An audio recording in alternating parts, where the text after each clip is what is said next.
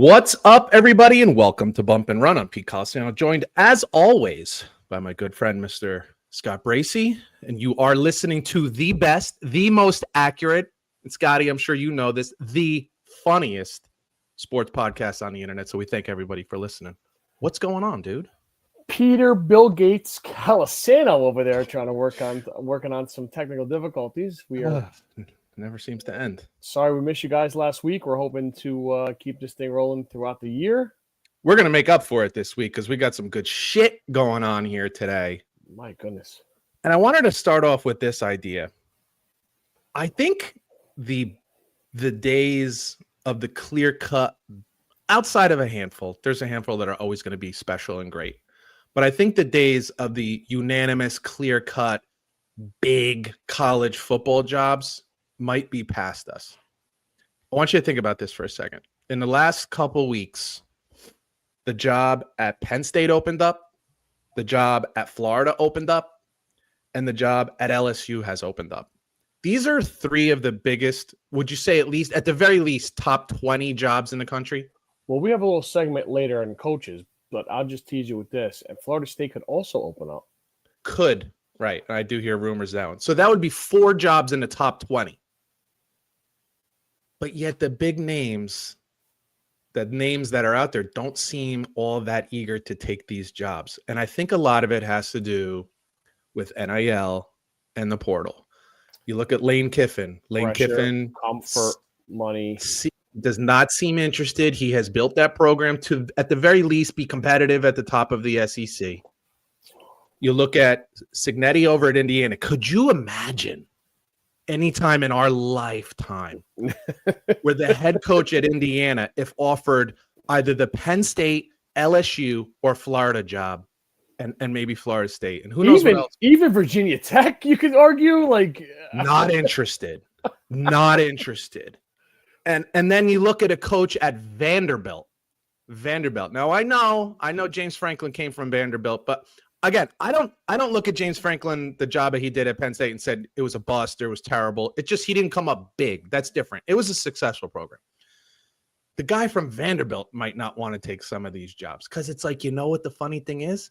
If you know anything about Vanderbilt, they kind of call it, what do they call it? Like Harvard of the Midwest, Harvard of the South. Yeah. Right? They got money. How do you think they built that program so fast to be that competitive? Because they got money. Vanderbilt might have more money than Alabama. I know that sounds crazy, but I'm just telling you, Vanderbilt might have more money than Alabama. And if you're Vanderbilt and you could put out $25 million and Alabama can only put out $15 million, where's the bet? You tell me what the better job is. Well, why don't we just do our coaches thing now that we're on it? So I just want, the whole point of this is to say, it seems so obvious when that those jobs would fill quickly with high-end coaches, and you look around and they don't seem as interested as we might have thought they would. And even like Matt, I know Nebraska's an overall 100-year, 150-year powerhouse, but the last 20, not so much. Right, correct. And even Matt Rule signed today to sign 2 more years. 2-year extension. 2-year extension, and then not to go to his home. Right. Met his wife, went to fucking State College High School or whatever the hell it was. Yeah. I don't know, man. I think it's interesting. Yeah. Now Penn State is a unique case in this list because they do have plenty of money. That's not the money issue. But you bring up an interesting point. Cignetti in Indiana is a god. Is he a god at Penn State? Why would I leave something that I've built into the number 2 team in the country? You know, and if they got the money and they've made the commitment to spend it, what's the difference? You know what I mean? Then it's just laundry. And with these kids today, I don't know that they care that much. I actually, in a way, I think in a contrarian kind of way, it's kind of cool to take the money from Indiana and make Indiana good because it sure as shit makes you look good. Who's the quarterback there right now? Mendoza. He's like at the top of the Heisman Trophy candidate list because why? How does he do it at Indiana? So I just think, look, Ohio State's going to be Ohio State. Michigan's going to be Michigan. Texas is going to be Texas. But these are also schools that have a shit ton of money. Yeah. You see Alabama starting to struggle a little bit. Notre Dame. See Georgia falling back a little bit. Notre Dame will always be good. There's tons of money. So you're starting to see a shift away from the laundry to just the schools that have the money. even 3 other schools I got written down here that are notable, like 10 years ago, you'd leave Indiana. How about Arkansas? Oh, for sure. How about UCLA, for Christ's sake? Oh my, of course. And now it's not even you wouldn't even ask the guy. and I guess maybe a little bit more or less now with Team Blue Pickets, but Oklahoma State was a good job. Absolutely. But see, now the money there is dwindling. It's dwindling. Yeah. All right, I have a question for you. We might have just answered one here. Who's next? Leave Florida State out of it. Wisconsin, Auburn. I don't know about Auburn yet. I've seen some good things, and Hugh Freeze has a history of making programs successful. I'm not there yet at Auburn. I'm not saying there yet either. I'm close, but I'm not there yet. You're definitely on it with Wisconsin. Fickle's bad, dude. There, he's got to be gone, and it comes down to the same thing that we said about James Franklin, which is it looks like you lost the team. Like they don't even play hard. Like they didn't even score. What was it 2 weeks ago? They didn't even score against like Ohio State. No, that was last week, right? No, they played Oregon last week. 2 weeks ago. It was the game before that even that they lost. Yeah. They got shut out in that game. Might have been Nebraska. I don't know who it was. I forget now. Iowa made somebody. I don't know. Yes, it was Iowa. Iowa beat them like 38-0. Yeah, it's not good. Iowa can't score against high school teams. They don't even want to. They want it low score, and you couldn't even score. Now, why do you think the hesitation now, though? Why do you think they haven't done it yet? Well, I don't know. That's a good question. Because don't you want to get your name out there too? If you're get this thing rolling, if you're, the committees test the waters, however they do this coaching searches now. Look, I don't know what their buyout is with Fickle. It might be an extensive buyout. Maybe it's north of $50 million. No way, you would have heard that by now. No shot. That's over $50 million. Well, I don't know. He's only been there 3 years? Yeah. So, you probably sign at least a 7-year contract. So then you're going to owe him 4 years. 6, 7, maybe. So I don't know. I don't know the answer to that. I still think it's pretty early to be firing coaches because you're not hiring your new coach just yet. Yeah, but you got to jump on it, though, is what I'm saying. You do. I think he's going to be gone. If he's not, I'd be really surprised. It has been an absolute failure at Wisconsin, and I liked the hire at the time. But are you shocked that Kelly LSU? I was until I started hearing more shit. Yeah. You start getting more details about like 100 rounds of golf in like 60 days. And like I didn't hear that. Like he even there. So there, I don't know that this has been confirmed, but there was talk today that even the buyout was going to be reduced because of some kind of morals clause. They didn't say where he went against a morals clause in his contract, but it might knock it down to 25 or 20 million. So he's a dirtbag. Look, I liked the hire at the time just because I thought Brian Kelly was a program coach in the country. Yeah, man. He's one of the best coaches. Yeah. And especially with offense, you put his offensive mind, which he's always done well with offense, at LSU with those players. And it was like it seemed like a lock for a national title. Well, not for nothing, too. He won a Heisman Trophy with Jaden Daniels. Like, where did it all go south? Like, I don't know. And then you start to hear things like players were starting to get. And look, I'm not here to defend modern players, but they are what they are. Yeah, they're kind of pros now, and I guess you got to treat them like they're pros. And a lot of these younger players were getting pissed off at the way he talks to people and stuff like that. Like so. And Brian Kelly's definitely a little old school. So a little bit more little. Yeah, and I look and I say with Lane Kiffin, they were, Florida and LSU. He beat them both this year. He's got a better program, definitely a better program than Florida right now. Yeah. So I don't know. Beat Clemson too, man. Like if you're chasing a national championship, I get it. But Lane Kiffin, again, he makes a lot of money. They fucking love him at Ole Miss. Like, yeah. What are you trying to do?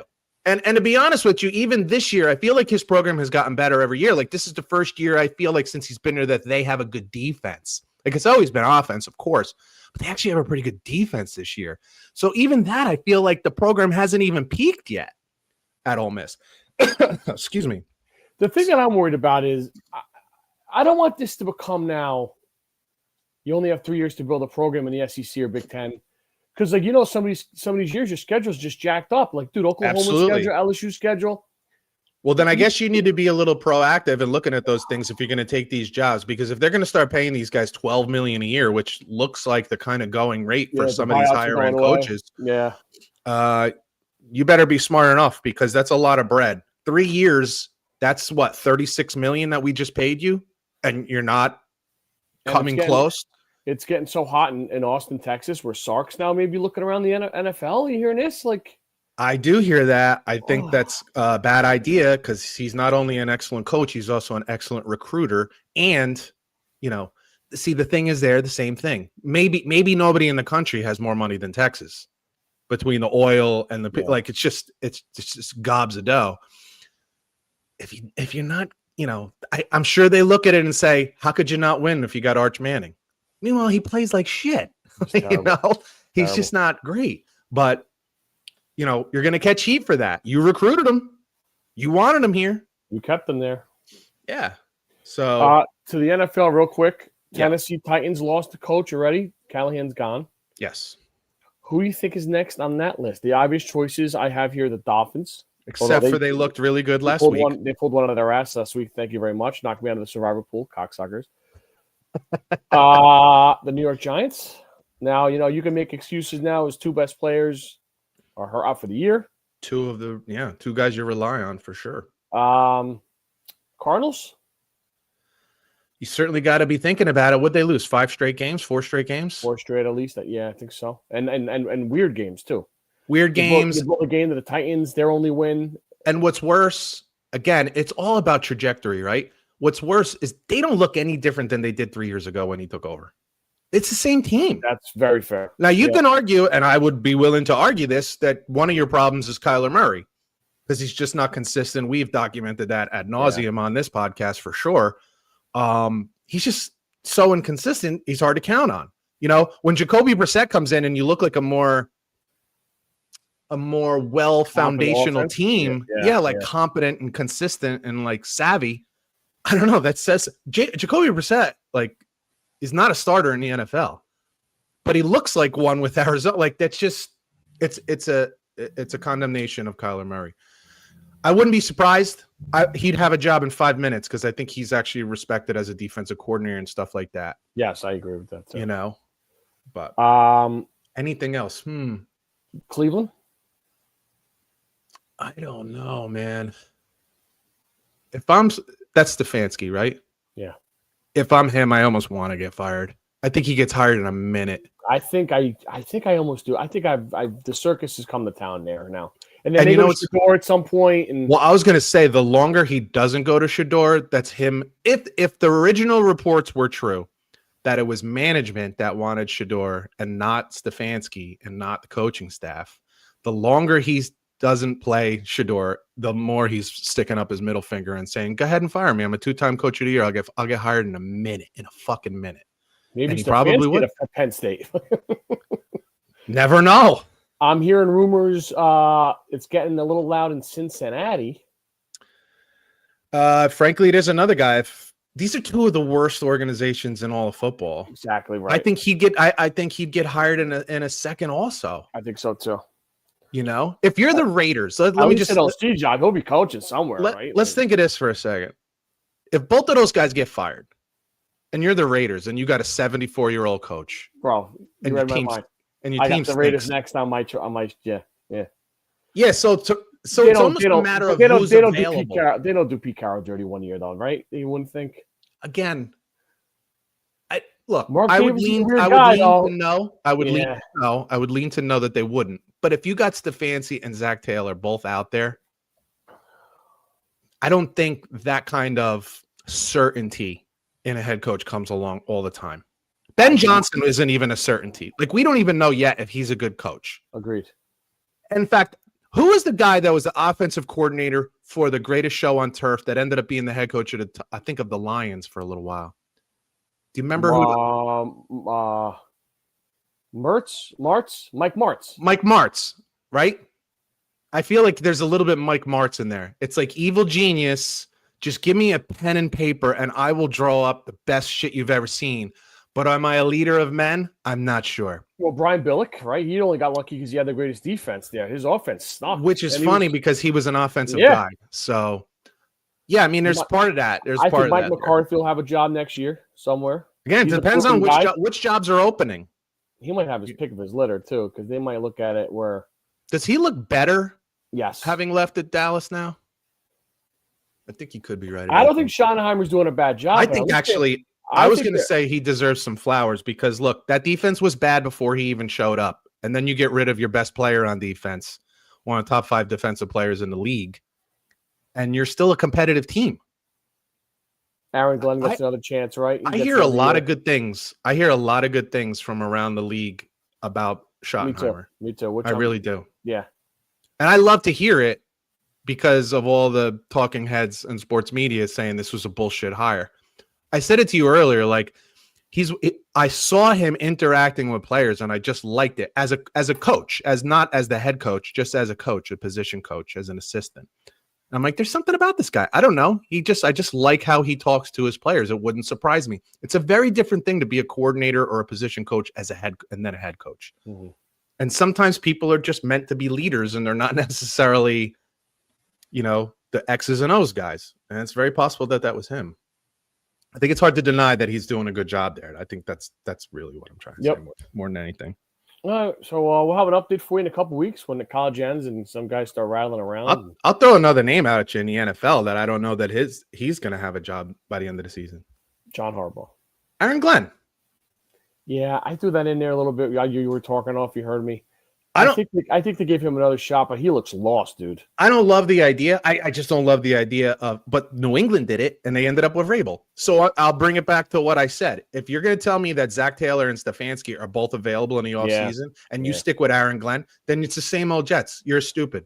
Well, I was going to say, absolutely stupid. You know this organization more than anybody. Do they do anything smart? Rarely. Yeah. Rarely. Maybe they'll hire Mark Sanchez. Who knows? Week 8 in the books. Speaking of Aaron Glenn, pulled one out of his asshole. Yeah. Jets 39, Bengals 38. Can we not flex? Flacco. Can we not do the flex thing when we're 0 whatever and you're getting a win at 39-38 as if you played really well, as if you played tough? Can we not do the flex? Aaron, you're a tiny man, by the way. Yeah, you have no flex in you. He's annoying. He's quite annoying. It's getting that way. You don't get to be arrogant. You don't get to be Bill Belichick when you're 0 whatever. And you've been a head coach for 15 minutes, dude. Yeah, like stop. Back off a little bit, dude. Be a little more charismatic. You're lucky the Bengals gave you that game, dude. Stop. Just to take it, enjoy it, get the water to Gatorade bath your first win. Yeah, and get on a plane and go back and work on 100 things that you need to work on, please. You ended up beating one of the very few teams in the entire NFL, very few organizations in the NFL that are considered worse than yours. And it's debatable, by the way. Sweet Jesus. The Bengals, Browns, and Jets are all in the Hillary Clinton basket of deplorables. Like they're just 3 of the worst organizations in all of football. I guess you can maybe at this point throw Carolina in there too, although they're way more successful this year. Raiders are trying to turn it around with Brady in there and a couple guys that have a brain, but we'll see. There's some things going on in Vegas that I can point to progress, but we'll see. You lose the last 8 games of the season, and no one's going to say that. Thoughts and prayers to Nick Mangold and his family. That's a sad story. That's absolutely terrible. Such a sad story. Kidney disease, and just announced a couple weeks ago he needed a kidney. It's been ramped up, and unfortunately he did not get it in time. Yeah, it's a tough one for Jets fans too, because here's a guy who played his entire career, his short career, only 11 years, but his entire career as a Jet. And then his after career was all about the Jets. Like he was Jets through and through once he got drafted by the Jets. And, shit, I don't even know that you say that about like Jerry Rice, because he went and played for other teams and he's not always in San Francisco. Like, Mangold was all Jets all the time, So it's a sting. It stings a lot for the Jets fan, because he was just one of those guys that was just loved. Everyone loved, So it's a tough one. You hear a lot of good stories about real him. Nice guy, super nice. Yeah, guy. Terrible man. Houston Texans 26, Niners 15. This game was weird. Niners are just banged up all over the place. Dude, it's so bad how many injuries they're dealing with. And to be even competitive says a lot, frankly. It's rough. Houston's not great, but now they play Denver. They host Denver this week. That game scares me for some reason now because we have. It should. Denver doesn't exactly play well on the road. Or I should say Bo Nix doesn't play. He doesn't play anywhere near as well on the road as he does at home. Well, not many people do, to be fair. Well, I mean, it's a pretty big swing. It's a pretty big swing. He's also only 20 games in his. I don't know if I can hear it. The bigger issue. You can't just start fucking bashing a guy without any proof on it. Like, well, you can't tell me he's a playoff quarterback and then you can say he can't play in a road. I mean, there's not too many of those guys out there, are there? Well, he went to the playoffs in year one, so I don't know what you're talking about. Yes, I get to criticize him that he plays shitty on the road. The bigger issue is that Houston plays exceptional defense and they get after the quarterback really, really well. So that's the problem. I mean, Denver does the same thing. So, I don't know. Should we expect like a low scoring game? I don't know. But Houston is weird. They Tunsil, they sent Tunsil off to Washington. I didn't have a problem with it necessarily, but they didn't really replace him with anything. That I got a bit of a problem with. So, you see CJ Stroud just struggling, running for his life, just taking a beating. And it's just he looked better last week, but he's still. Yeah, because San Fran is a match unit. Yeah, that's probably. We'll see this week with Denver's defense. Yeah, Surtain's out. Surtain's out, but they got some guys. But Denver by far and away gets after the quarterback better than anybody in the league for the most part. So that's a problem. Speaking of the Broncos, 44, Cowboys 24. Wasn't even that close.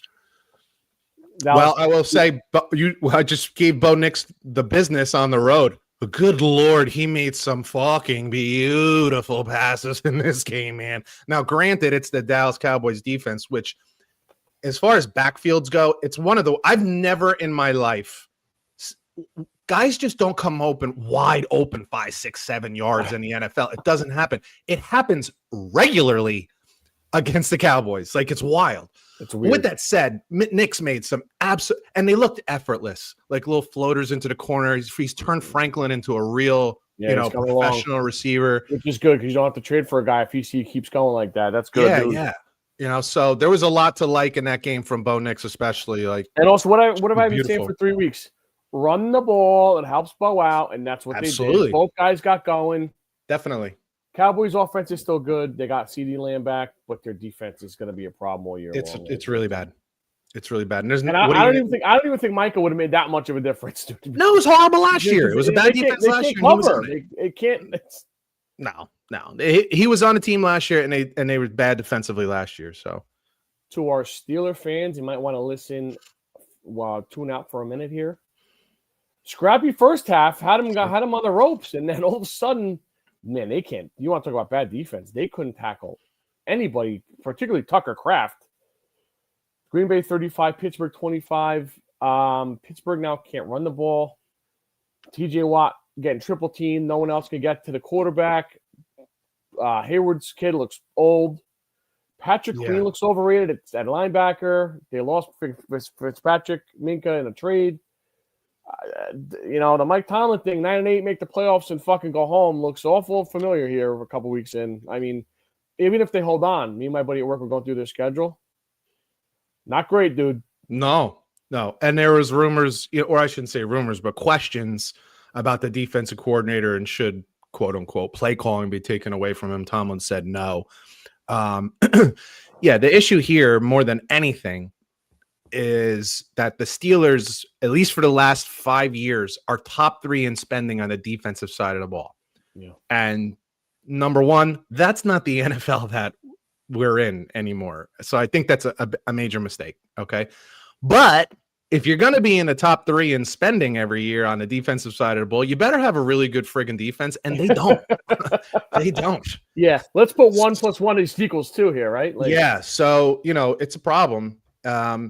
Aaron Rodgers is doing fine. He's not the problem. He's not the problem. Nope. Yeah, had a couple interceptions or whatever, but he's not the problem. He gets rid of the ball so quickly. Offensive line's important, but it's less important for him than other quarterbacks because he gets the ball out of his hands so quickly. He sees the defense, reads it, and gets the ball out. Does fine. Does a great job of getting the ball up to like DK Metcalf and stuff like that, and he's fine. It really comes down to they can't run the ball. You're right. And they're just not playing what anyone would consider Steelers defense. Jalen Ramsey Joey Porter's kid on the outside getting torched. Yep. It's not good. No, it's not good. Yeah. And they got a tough one this week. They got Anything a tough one coming in this week. No, you're good. Okay. Dude, I can't believe I'm going to say this out loud. After this week, we'll be halfway done with the regular season. It's really sick. It just feels like it was Labor Day weekend. We're all juiced up to go. I know. And now we're fucking trick-or-treating tomorrow night. And it's almost over. What are we doing? Speaking of your segue, Indianapolis at Pittsburgh. Dude, the way these two teams are going, it looks like I'm fucking blowout. But that's the NFL for you. Who knows? Pittsburgh's back against the wall. Colts maybe, I wouldn't say a little lackadaisical here, but Pittsburgh in the friendly confines of Acrisure Stadium. I miss Heinz Field. It was so fucking great when it was Heinz Field. Colts can score, but they do give up some points here. So they do. Rodgers get them going. But dude, you want to tackle Jonathan Taylor after watching that Pittsburgh defense last week? Right. So the problem that you have here is that the strengths of the Colts offense is the weakness of the Steelers defense. Steelers don't exactly stop the run very well, and they don't play good defense right now. I don't know. You can say whatever you want. They don't stop the pass very well either. So now you're going to be able to run the ball with the most explosive running back in the NFL, and frankly, a top 5 offensive line. They are moving people and shitting on people up front. Absolutely. Unbelievable. And then you're going to go play action off that.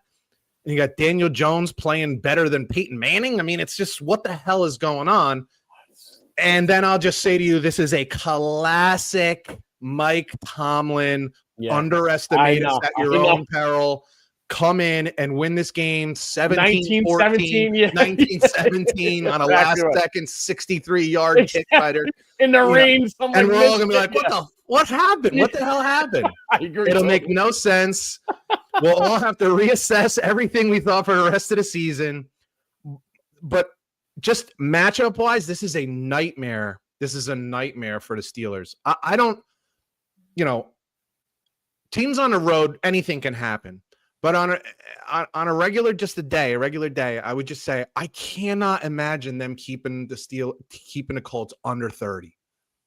I can't see it. They do too many things well, man. Pittman looks so goddamn good. Tyler Warren looks amazing, and Warren is phenomenal. There's nothing he can't do, dude. And let's just keep it real. Daniel Jones looks so poised, so confident. By the way, does he throw a beautiful ball or what, man? Everything is a perfect tight spiral on the nuts. I don't know what is in the water in Indianapolis. This is a different guy. Remember when we used to say like the Jets or jinx the uniform? Yeah. I think it's MetLife. I think it just fucking MetLife. I think it very well could be. Yeah, it very well could be. Dude, if you just started watching football this year and you're like, oh, this guy's like a 6-time All-Pro, right, Jones? Like, no, actually, he was terrible for a team. Like, bullshit. And how bad does it make Anthony Richardson look? Because Steichen has turned Jalen Hurts into a Super Bowl champion. He even made Minshew look like a starting quarterback, if you remember. And if Minshew would have started that whole season, they would have been in the playoffs that year. He would have been a playoff starting quarterback. And now he's got Daniel Jones looking like a fucking MVP candidate, which is just making people's heads explode. Yeah. And this is where the line, I think, is what it is, because it's like 6-1. What are they, 6-1? I believe so. Yes, sir. 6-1. And still we don't believe it. And maybe rightfully so, right? I don't know. I think I believe it. I believe it, but you feel like you're waiting for the other shoe to drop, right? Like one of these days, Daniel Jones is just going to go all Daniel Jones. But it just doesn't look like it, man. And again, as we love to do, talk sexy offensive line and salary cap. He doesn't cost a lot of money, so they can spend money elsewhere. And the offensive line is friggin' elite, and he gets a lot of time to throw. So it makes a difference, folks. It makes a difference. Interesting game in the Midwest. Chicago Bears at the Cincinnati Bengals here. Chicago's not a good team. And really what comes down to Caleb Williams is not a good quarterback. As soon as you want to believe in them, they fucking lay an egg. It's like, yeah, because look at the games they've won this year. It's either been against backup quarterbacks or teams that we thought were going to be good that aren't good. Like you're beating Washington, they're a sub 500 team, and even that was close. Probably shouldn't have won that game. Like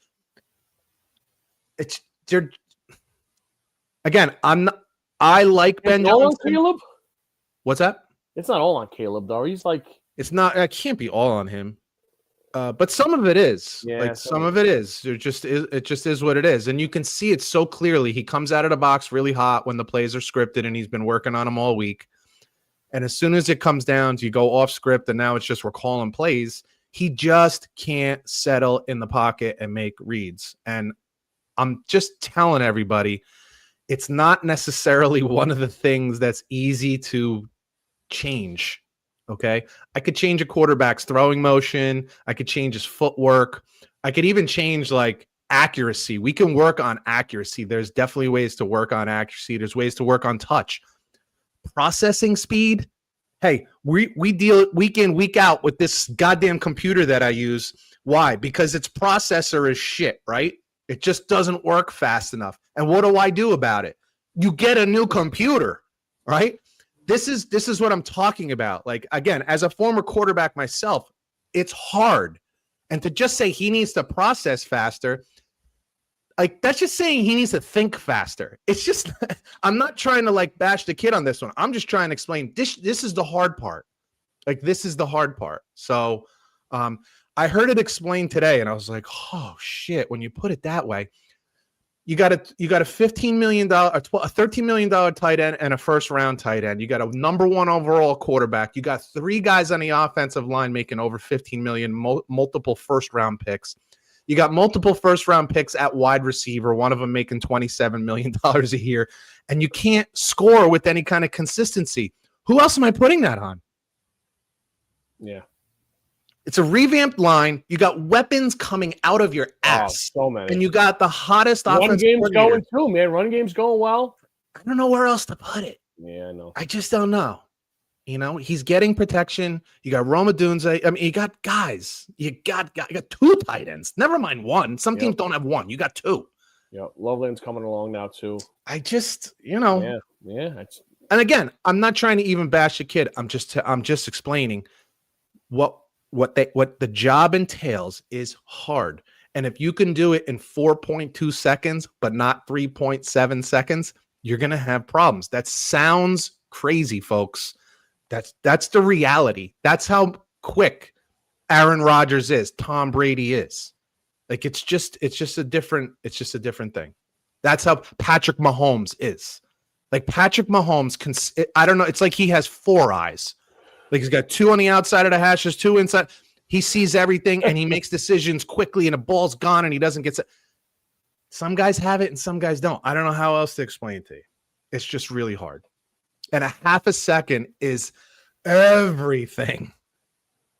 I know he's been out, but the clock is now ticking for the Vikings and J.J. McCarthy. 100%. As they go to Detroit, who is playing great football, and his old pal Aiden Hutchinson on a fresh pay week, looking to kick his ass, which I think is going to happen multiple times. Yep. You know, listen, we could talk to her blue in the face about keeping Jones and keeping Sam Darnold. I get it. They had chances, whatever. You draft this kid, JJ. It's been bad luck, and I'll stick up for him a little bit here, but I will also bash him. It's been bad luck. But the time that we've seen him play, it's been 1 good quarter and 7 bad ones. And 7 inconsistent ones, yeah. And also, listen, 8 quarters is nothing to judge anybody by. Don't get me wrong here. But absolutely. But when you make those decisions, but you see what you see. And you see those guys shining in other spots and all the other shit. And again, weapons galore. Offensive line's been dog shit. And that's been dog shit. And that's what I got. That's where I start with giving him some slack. And this is the difference with Caleb Williams. Like, that's an almost Caleb Williams has almost an all-pro offensive line. And JJ McCarthy before the season started had an all-pro offensive line, but right now it's injured. His left tackle's not there. He's missing a bunch. There's missing a bunch of guys. Center's on IR. We can say this all day long about rookie or young quarterbacks. They need protection. They need that extra half a second, and he's just not getting it. Nobody is, you know. So Carson Wentz, he's fucking. Oh my God, I gotta be honest. I felt kind of bad for him. I did too. Talk about sucking it up for the team. It's not even. I mean, what the fuck do you care about Minnesota? But he went out there with a really bad shoulder, so bad that he's getting surgery now. So, there's questions. You know, he's got as many injuries in 2 years as he has starts. and that's not great. That's a problem. So we'll see. And it's a tough matchup, man. It's a really tough matchup. It really is. It's a big ask. Yeah, I might put an over/under for Hutch sacks, whatever the number is given to me. Not going to get more than what's his name from Cleveland last week. Holy shit, 5. 5, yeah. That was something, and they still lost by 20. Kansas City Chiefs at the Buffalo Bills, becoming the modern day Colts Patriots AFC rivalry here. At least in the regular season. Because Bills going to win this one and lose to them in the playoffs. Like it's maybe. Maybe. I'm just being funny. Well, I just mean maybe because that Buffalo Bills defense is not very good. Oh, but dude, they look great against Andy Dalton. Yeah. Yeah. True story. And the bigger problem they have right now is Kansas City is not the same team. Yeah, they're not the same team offensively that they were in the beginning of the season. Rashee Rice is making a difference. Xavier Worthy's making a difference. Offensive line is playing pretty good. Keep Rashee Rice out of a car and pretty good. Limos, Uber, let's go. I think it's a problem and I just think it's a problem for Buffalo this week. I think there's a problem there. I'll have something to say about this game in a little while. That's it for me. But you have anything else? I'm good there. Yeah, very, very, very slow week. Yeah, for the next few weeks, there's not a lot of like big matchups. The same with college football, as we'll get to. There's not a lot of monster matchups going on. So last week, only one score game. Yeah, in the NFL. This week in college was supposed to be like, oh my God, clear your schedules November 1st. And about 6 or 7 of those teams shit their pants. So now it's a very dull Saturday as well. The other thing in the NFL is like it was something like 70% of favorites covered, which the public probably likes because the public usually tends to bet favorites. But it just screams like no upsets. You know, obviously, like there's not as many upsets. So, these are small undulations within the season, but it is what it is. You know, college football, the game that got Brian Kelly canned. LSU 25, Texas A&M almost doubled it, 49. Well, what's worse about that is it was really kind of a close game at the half, or was LSU even winning at the half? It was close at the half. I don't think they were winning. It was close though, right? And then Texas A&M just went bananas in the second half. First, let me start with this. Texas A&M is a really good football team. Agreed. They have an explosive quarterback who is a phenomenal runner and a pretty good passer. And you got really nice weapons on the outside. So a pretty good passer becomes an exceptional passer when he's thrown to elite wide receivers. And then on top of that, they have a really good offensive line and an excellent running game. Pair that with one of the best defensive coaches in the country and one of the best defenses, and you have a very dangerous team right now. I don't think there's enough talk, and I get it. When have we really talked about Texas A&M as a national championship threat? But they're one of the best. They're one of the most complete teams in the country, and they're only getting better. I see them getting better week in and week out, where other teams are getting tired and struggling. I see Texas A&M getting better. Mike Elko. Yes. He's happy there, and he's not going anywhere, right? So much money. There's so much oil money. Where would you go? Excuse me. God bless you. Thank you. Where would you go? And now you got that thing cooking. That's what I'm saying. And you're almost, I'm not saying you're Texas, but you're almost like they're better than Texas right now. That's what I'm saying. Like you're better than Texas. So right now, even in recruiting, money's not an issue. They both got basically the same amount of dough, which is endless. Yep. I mean, look at Texas Tech. Texas Tech is a perfect example, right? They spent $30 million this year. Texas has shit tons of money. You'll probably see TCU get improved over the next year or two. So right now, you actually have a leg up because you got the same amount of money and you're a better team. Where would you rather go right now? A&M. Yeah, it is what it is. I always had a thing for A&M. I always liked them. I did too. I always loved the 12th man idea. The crowd on fire is back nuts. in the day before the Friday after Yes, Thanksgiving sir. game. Yeah. Yes. Yeah. So I'm with you on that. And they just look like a better team right now. And Elko looks like a phenomenal coach. I mean, he's doing a great job. He had him in the hunt last year, and I think they're an elite team this year. I think I can make an argument they're the most complete team. That doesn't mean they're the best team. I just think they're the most complete team. They have good special teams, good offense, good defense. They run the ball, pass the ball, like good pass. They do everything very well. That quarterback's fun, man. He's a lot of fun, and he's perfect for college because when you have that kind of ability to just open up and take off at any time, this is kind of the idea that I had behind Lenore Sellers. Is that the kid from South Carolina? South Carolina? Yeah. Like the idea that you could just take off like that and just be such a weapon. It makes a big difference, when you're going up against guys on the defense. See, in the NFL, it's one thing because everybody's elite, but in college, there's guys on the other side that aren't on your level, like not even close, and it can make big differences in some of these close games once they get to the playoffs. LSU, you're right. Bro, bad effort. No, go ahead. It's not easy to go into fucking Death Valley at night and fucking smoke them, man. Smoke them, right? That's very rare. And you make even a better point. At night, like that place is a friggin' zoo at night. I mean, I look at that as one of like a bucket list place that I want to go. I want to go see a night game at LSU, So that's a hell of a thing. They shit on Notre Dame this year, and now we look and we say Notre Dame's pretty good. They're a good football team, man. They're a good football team. And so to your point, at night, at home, you lose and kind of lose going away. And then you probably made some noise. So there was some beef between the AD and Brian Kelly. That's how you lose your job. Yeah, and now the governor, there's a whole thing going on now. I saw that today. SEC football at its finest. It cracked me up. He's like, I'd sooner let Donald Trump pick the head coach than the athletic director. The guy's hired. The guy is the AD at the school, and you're saying he can't. Jimbo Fisher and now Brian Kelly. Good night, Irene. Make no mistake, though. Football in LSU is different than most other places. Mm-hmm. There's very few places in the country, Texas is one of them, but there's very few places in the country that worship football the way Louisiana does. I don't think this will be Michigan's year. So if they're not in it, I'm going to go A&M. A&M, I'm going to root for A&M.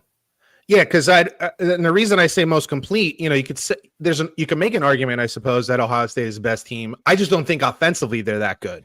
They haven't played the schedule A&M has either yet. Like that's right. And when they did play Texas, they scored 14 points at home. Now, granted, first game of the season, I get that. Yeah. But when we've seen them play against even remotely good teams, better team, like average teams, they don't score a ton of points. They're a little shaky at Washington offensively. Yeah, for a while at least. It was close for a while. In Ann Arbor in a couple weeks, but yeah. So I actually think as far as complete team, does that mean Texas A&M would beat Ohio State? I don't know. I'm not ready to say that because maybe Ohio State has a better defense than Texas A&M. I'm not sure. They might. I'm just saying they're the most complete team. You show me a team that's more complete on in all phases of the game, offense, defense, and special teams, and coaching. Peter, you'd be hard pressed to find that team. Your buddy Lenore Sellers gave it the old college try, pun intended. Yeah. Had the Bama on the ropes, but fell just short on a bad fumble. I don't think he was the one who fumbled it, by the way, but the bad fumble at the end of the tie game, and Bama scored with, like 16 seconds left? Something like that, yeah. Bama 29, South Carolina 22. I don't know if the rumors... Where was that game again? This was in South Carolina. Yeah. Rumors are obvious here that Beamer's dad was a legendary coach at Virginia Tech, and that Beamer's Shane Beaver, the son, is coach of South Carolina, is in line for that job. I don't know if that's true or not. I don't even know if it's their job at this point. If I were him, I would consider it. And the only reason I'm saying that is because I don't know. He's been a little bit of a disappointment the last two seasons at South Carolina. We were on him 2 years ago, too. And listen, easier conference, let's be honest. There's no question about it. But do you want to follow your dad's footsteps there? A legendary guy. Look, you're not following your dad right now. You're following the guy who just got fired. Yeah, but who's all over the fucking stadium is the dad. Believe me, I know, but I don't know. I wouldn't mind following my dad. I'll put it that way. As long as somebody else replaced them first and they failed. Now I get to come in and maybe be the savior. And also, like, you got to think it'll be a little bit more friendlier confines there too. Like, that's what I'm saying. You get a longer leash. I do, yeah. If they call, I listen. I agree with you. It's a one-time place. Like it's the only place in the country where you would take kind of a lateral step down. I don't know. It's kind of lateral. I think it's lateral. Yeah. It's the only time you would do that, and on top of that, leave the SEC. But that's that's a special kind of Dude, relationship. they lose so many one-score games. It's fucking insane. I know. And it's heartbreaking hard. games. It looks I got worse. family down there. Oh my God. It looks worse because you got Sellers at quarterback, who was a Heisman Trophy candidate, was definitely not now. And you haven't made it, you haven't really made it work. So he is a really good recruiter. I was on the fence with him, Lenore Sellers, going into the year. I didn't think I saw enough. Watching him play a full game the other day, he's pretty good. He's pretty good. There's stuff I'm not 100% convinced yet that it translates to the NFL. I'm not there yet. What is he, a sophomore? I don't think so. I'm not sure. You might be right. I'm not sure what year he is. Hold the phone. I'll put it to you this way. I wouldn't draft him if he came out this year. And not anytime early, I should say. Yeah, dude, their offense just isn't there. I'm looking at their schedule. Jesus. All right, let's see roster. Lenore Sellers. I'm going to go true sophomore. Yep. Really? 6'3", 240, dude. Jesus Christ. He's a big motherfucker. That's sure. That's me, but athletic at this point. And muscle, no beer belly. Yeah, and that does smell like bourbon at all times. The Fighting Lane Kiffins go into Norman and actually put up some defense that they didn't do a couple weeks ago. 34, Oklahoma 26. It's a really shame. I'm going to go negative to start us off here on Oklahoma. It's a shame what happened to Mateer and his hand and the injury, because they were cooking with gas and just doesn't look the same. I think they rushed him back. It definitely doesn't look the same. The ball comes out weird, and his ability to take over games and run and do all the stuff he was doing just isn't there anymore either. I don't know if that's in his head. Well, one of the problems they have is he is the only running game. I know, it's sick. At Oklahoma, dude, you can't run about Oklahoma. No, man. That's a big problem. So I'm with you on this. It's a shame because those first few games, and then I know I'm not trying to break your balls, but the game against Michigan, I put him right at the top of the Heisman Trophy list. Like that was a Heisman Trophy effort right there, and the win, and the way they were playing defense, and now the win just came out of their sails a little bit, and it's tough. Hold on, I want to give you their schedule. But the other side of it is you're right, and this is what I said in the beginning. Like Ole Miss is still improving under Lane Kiffin. They haven't hit their ceiling yet because they're actually playing best defense I've seen. Maybe him as a head coach anywhere he's been. Holy Christ, Pete, buckle up here. Well, you're talking about Oklahoma? Oh, yeah, we mentioned this early in the season. Oh, they're going to be lucky to be 500 at Tennessee. It's going to be tough. At Bama. It's going to be tough. Host Missouri, which isn't as bad if the quarterback's hurt now. True, but the kid who came in was throwing the shit out of the ball. I was watching that game. He threw the shit out of the ball. And then LSU to wrap things up. But who knows what's going on out down there? But yeah, but they still have talent, though. I mean, they might be playing for bowls and pride and money and whatever else. Yeah, that's not going to be if they, dude. They're 6-2. If they lose out. I just want to say, I want to go back one more thing I forgot to mention. Yeah, pal. Go ahead. Alabama against South Carolina. I think that was 5th straight game where they played against a ranked opponent. Yeah, it was. I'm pretty sure it's 5 straight. That's tough. You don't even get that in the NFL. Like you don't get that kind of schedule in the NFL. You get a Carolina here and there. You get the Saints. You get Arizona. They've been on a tear of playing good teams. Eesh. Sorry. Thanks. A game that lived up to no hype. Game day was there, watching grass grow.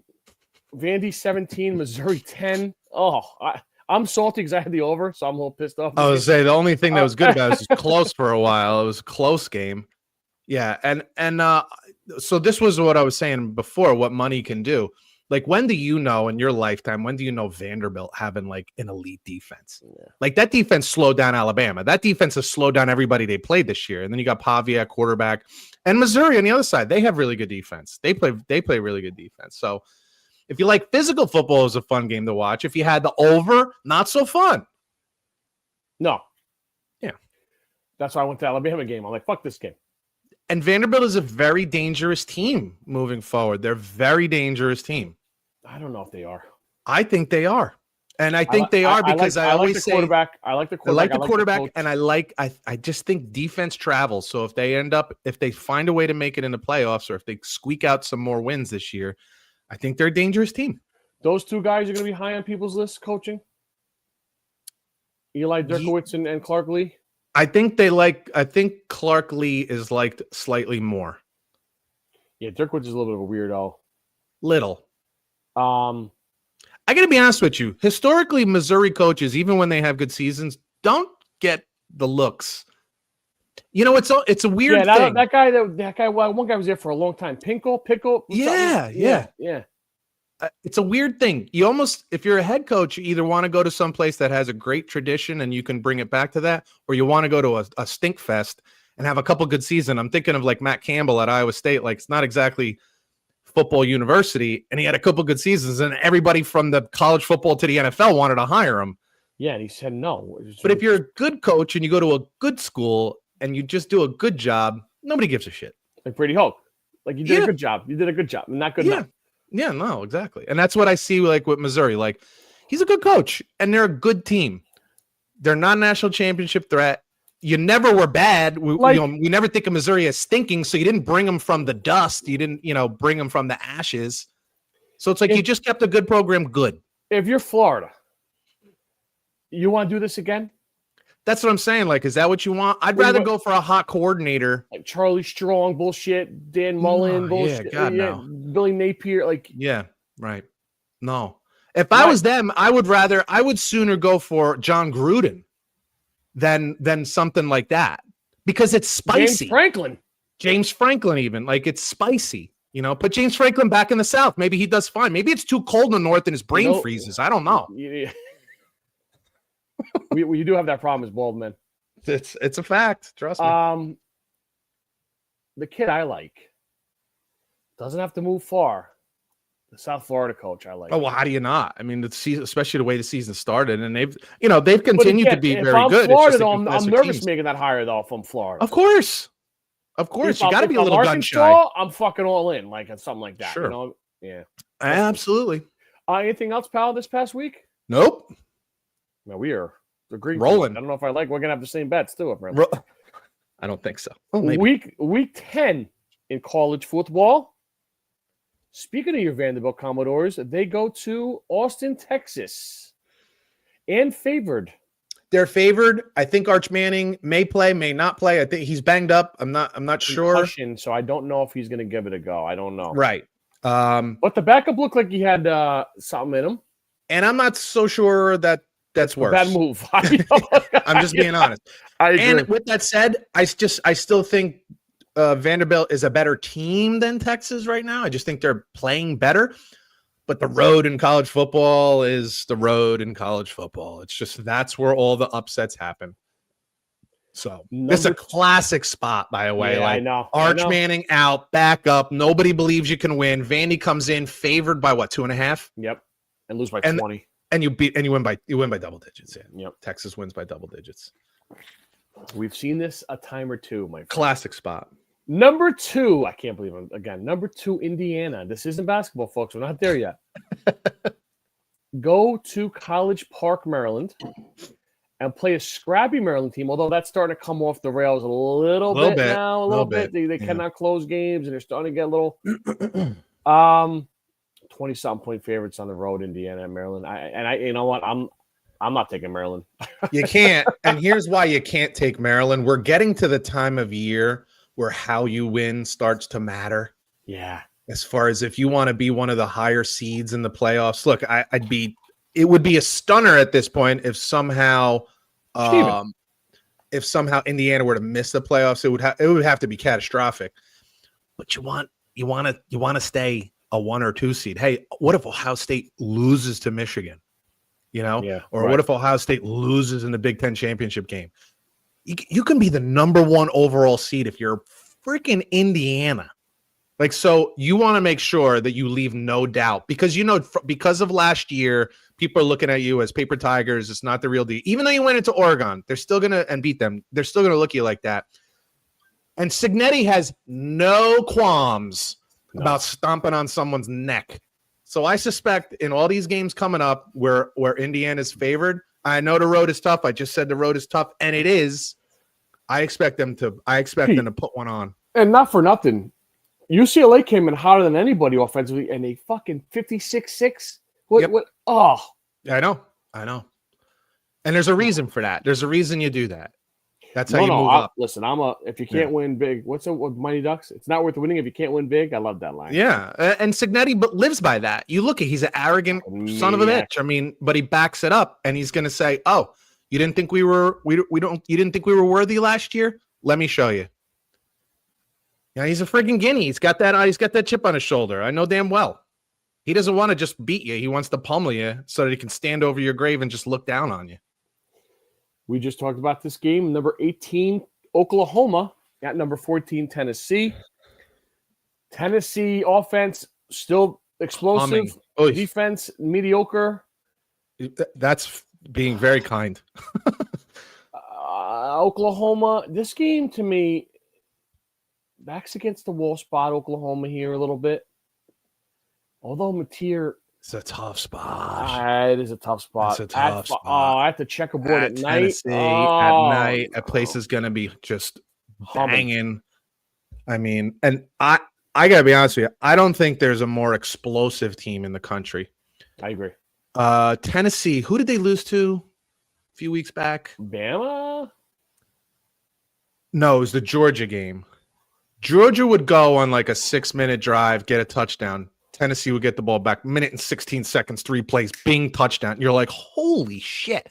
Like, they are explosive. Aguilar can really chuck it downfield, man. He's a deep ball guy, and they got guys that can go deep and get it. Oh, yeah. Early on in the year. That's right. Yeah, because their fucking kicker missed that game-winning field goal, yeah. Correct. Yeah. Well, I blame that a lot on Heupel. He just settled for basically a 50-yarder, which was bananas to me when you had plenty of time on the clock. That was a little weird. Anyway, it's a tough spot for Oklahoma. I didn't take Tennessee because I'm with you. I could see Oklahoma coming in and playing hard. They got good defense. They can get after the quarterback a little bit.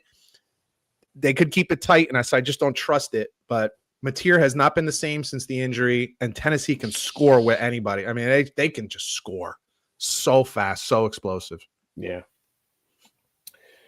Number 23, here we go again.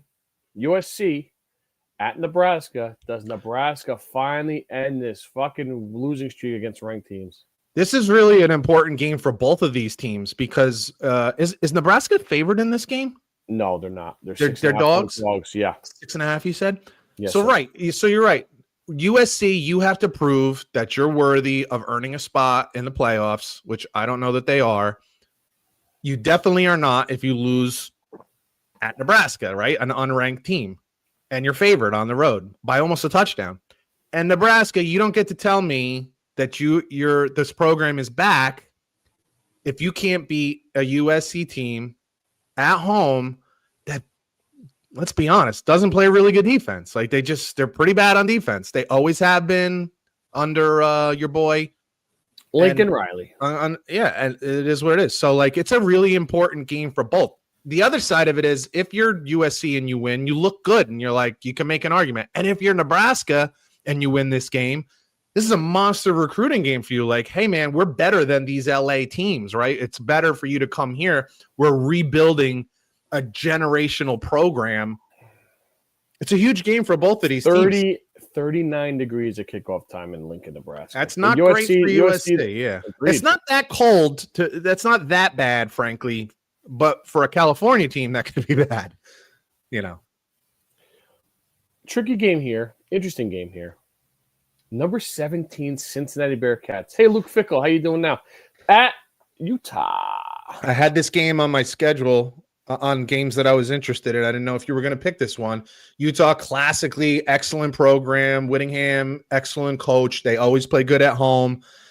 Cincinnati is a really good football team, man. They lost the game early in the season. Nebraska. Was it Nebraska? Yeah, first game of the year, Friday night, Thursday night, yeah. Did they get smoked in that game too? No, I think they lost by 3. Was it a close one? I just remember they lost first. They haven't lost since, folks. They haven't lost since because this is a good football team. So I may have a little something to say about this one later. Oh. You have anything else?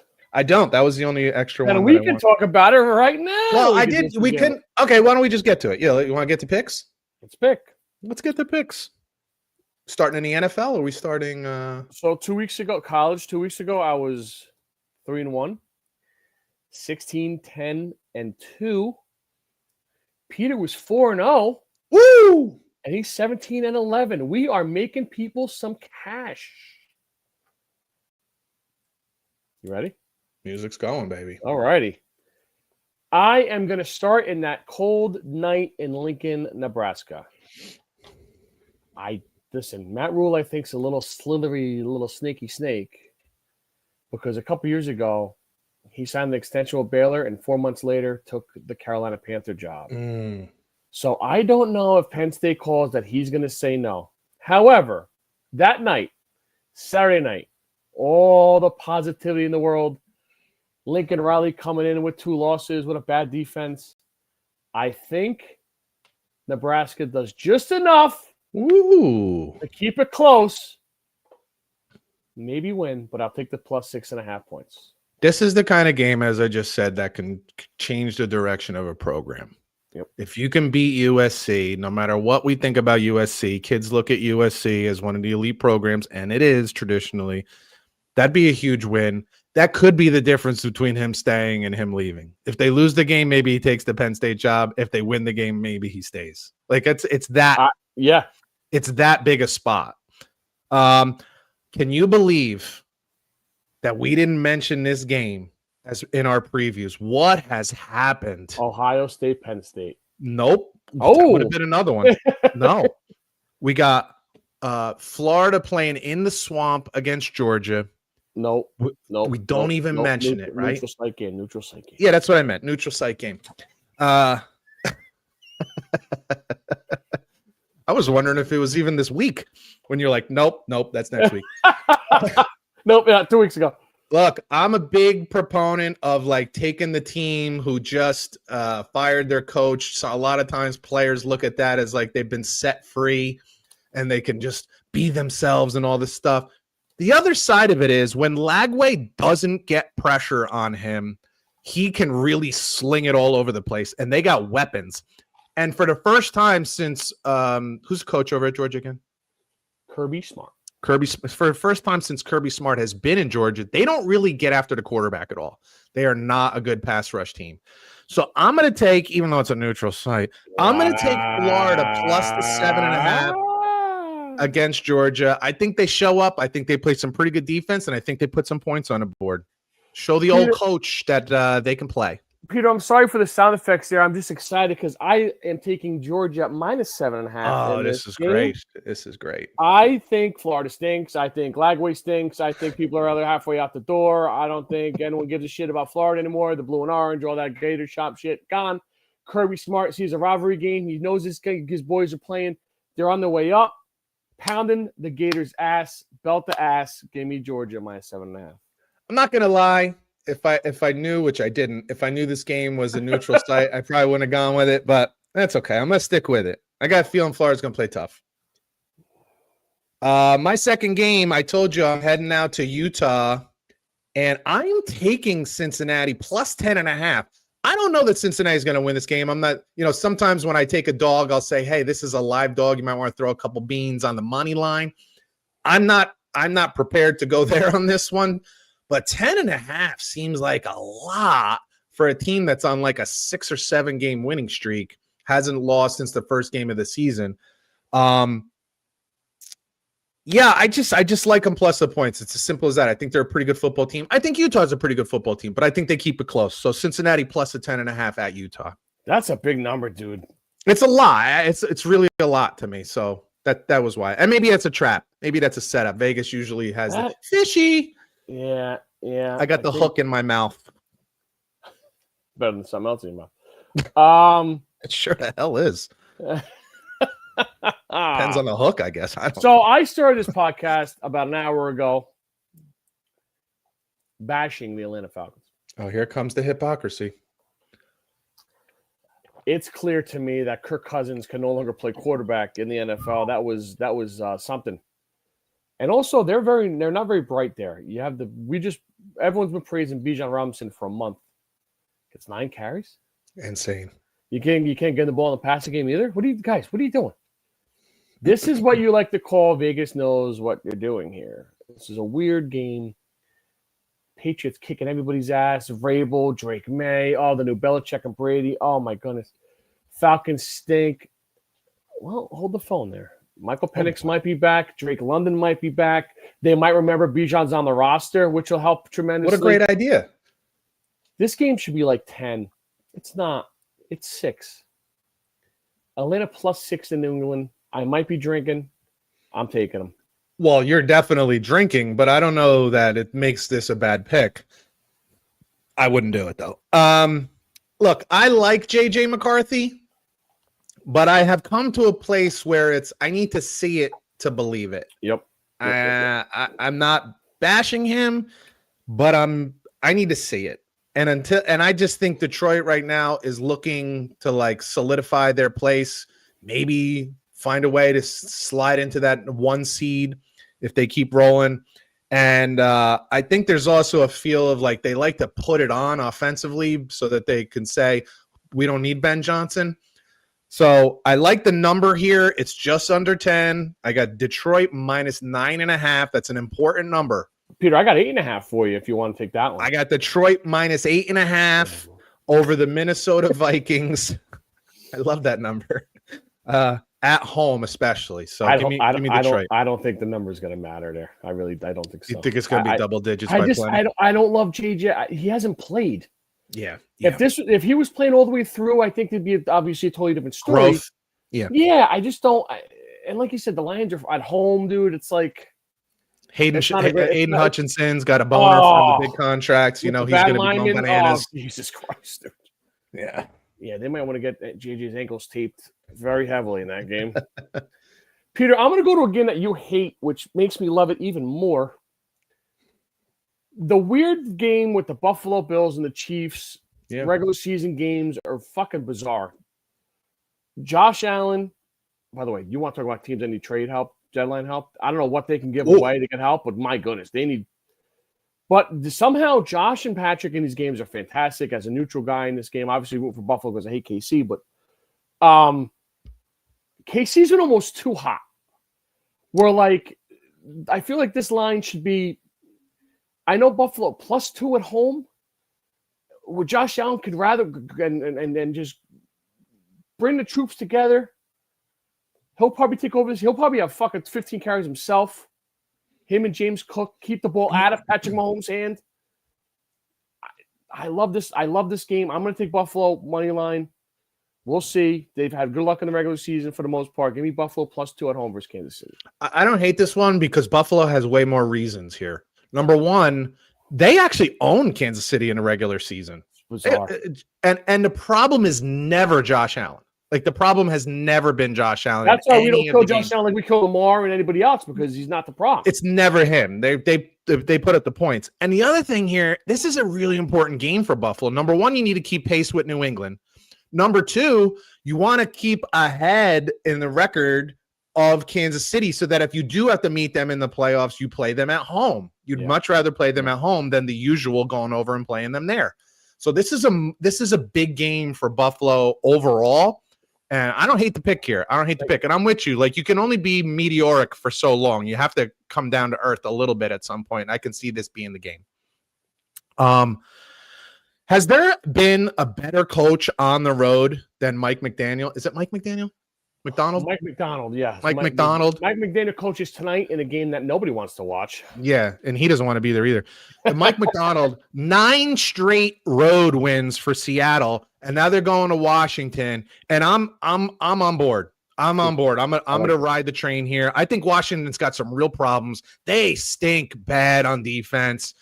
And I don't know if Jaden Daniels is going to play. Maybe he's back. Maybe he's not. No McLaurin again, already ruled out. It's already ruled out. So I really like Seattle a lot here. I love the number, unless you got a better one for me. I got them at -2.5. That's what I got, yeah. I like it under the 3. So the number is beautiful, and the setup is big. They're excellent on the road. Washington stinks on Sunday defense. night or Monday night?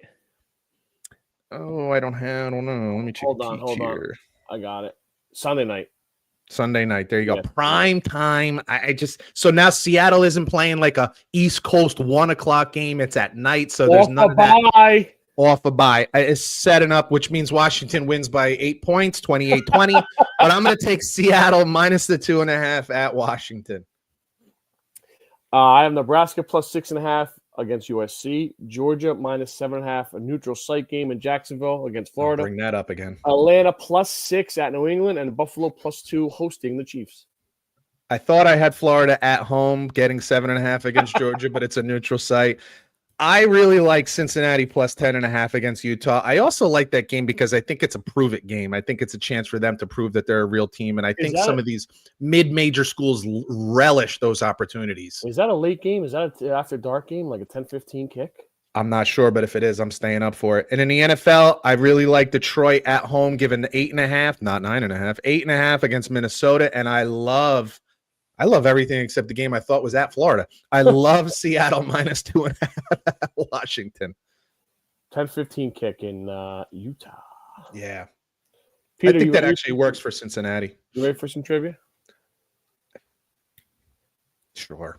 Who is first all time in receiving touchdowns at Nebraska? First all time receiving touchdowns at Nebraska. Kenny Bell, Johnny Mitchell, Johnny Rogers, Quincy Enunwa. Johnny Mitchell was a tight end, right? Yes. He played for the Jets? I believe he did. Automatically rules him out.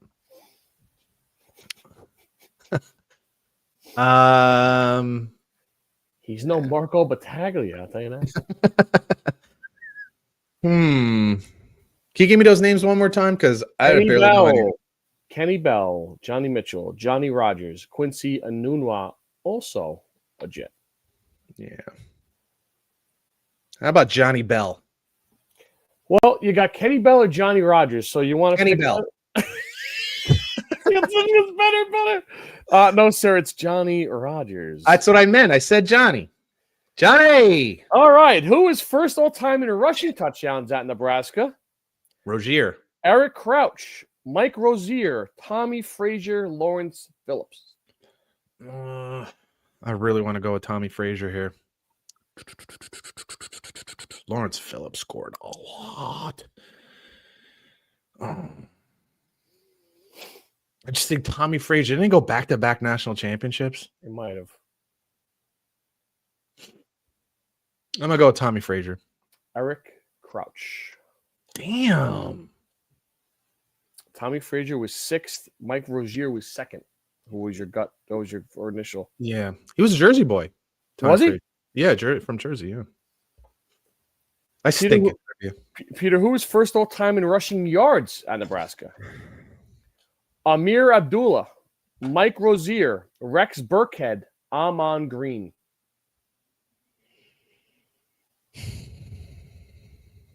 One more time with the names. Amir Abdullah, Mike Rozier, Rex Burkhead, Amon Green. I mean, if he was number 2 in scoring touchdowns, I'm going to go with him as the leader in rushing. What was the rushing yards? Yeah. Mike Rozier. Got it. Boom. Oh, thank God. I thought I was going to go for 3, man. I hate going down to the last one. Beautiful. Good Lord. Dude, Abdullah was 2nd fucking all time in Nebraska. That's a surprise, man, because he was an undersized guy, too. Dude, I totally fucked up. We didn't do our top 5 NFL. You want to do it real quick? Do you have anything? Sure.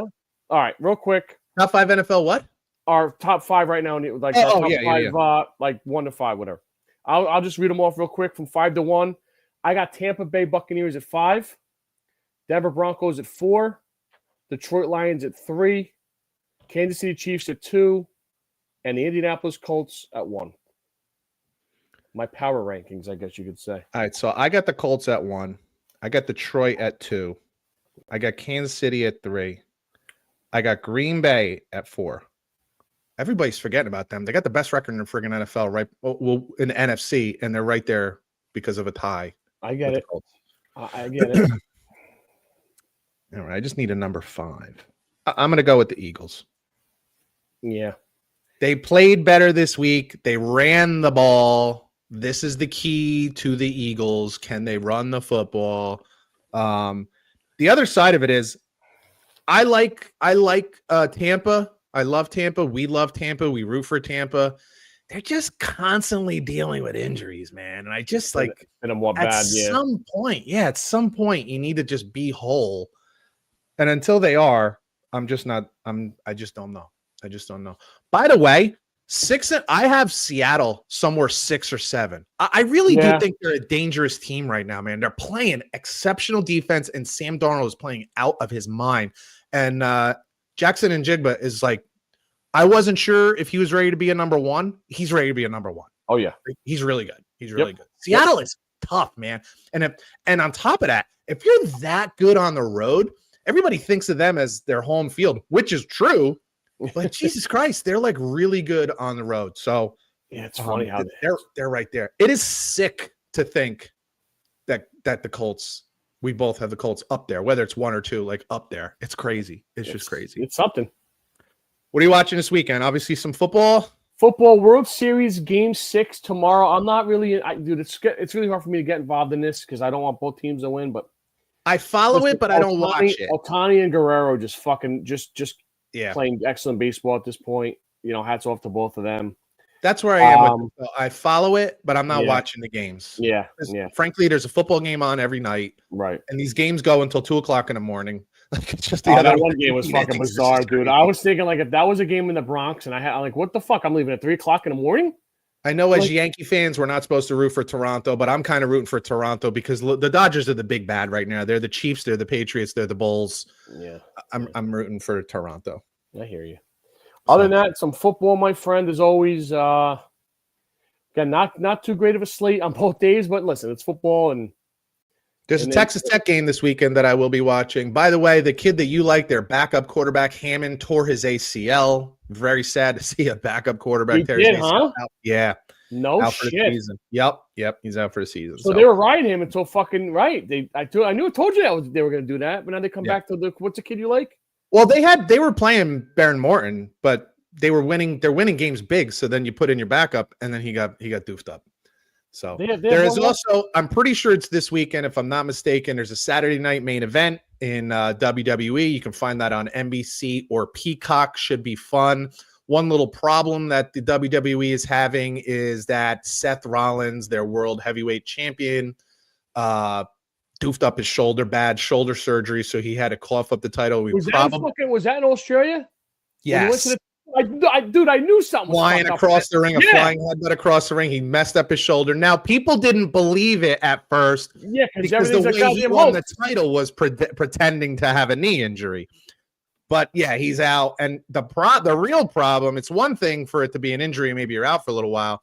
He's likely out until WrestleMania at best. He might even miss WrestleMania, and that's not till April, May. So, think of any team in the NFL. Joe Burrow gets hurt for Cincinnati. Nobody cares about Cincinnati anymore, and that's a problem. He's like their Joe Burrow. He's one of their top stars, and that's a problem when you lose one of your top stars. So, but there will be a Saturday night main event, and I have to be honest, with the money that ESPN and Netflix has spent with the WWE, there's been grumblings of the shows haven't been exactly how they wanted to, and the last 2 events that they've had and a couple of the Monday Night Raws and SmackDowns have been excellent. So I feel like the brass over there at WWE heard the complaints, and they've been putting on some good shows, so I suspect Saturday night will be pretty good too. But it's a free one. You can find it on NBC or Peacock, so it'll always be fun.